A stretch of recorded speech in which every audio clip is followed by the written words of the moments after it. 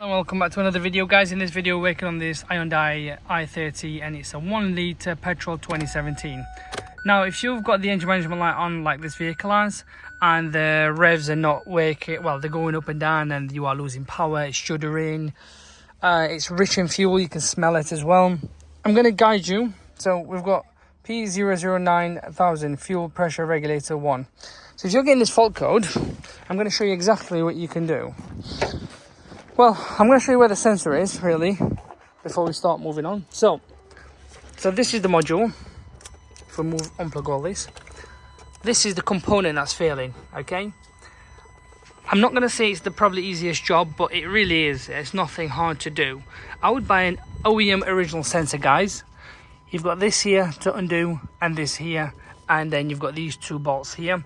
Replace it with an OEM original, and once you have, honestly, I don't think you need to code in anything in this sense. If you do, obviously I've got a machine like this, so you can use it, but it'll be a case of plug and play. Get the new one, put it in like this, and then move on. In other words, in this case, I'm just going to clear DTC. And then, there you are, no fault codes.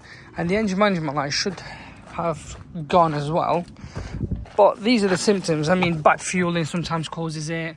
There you go.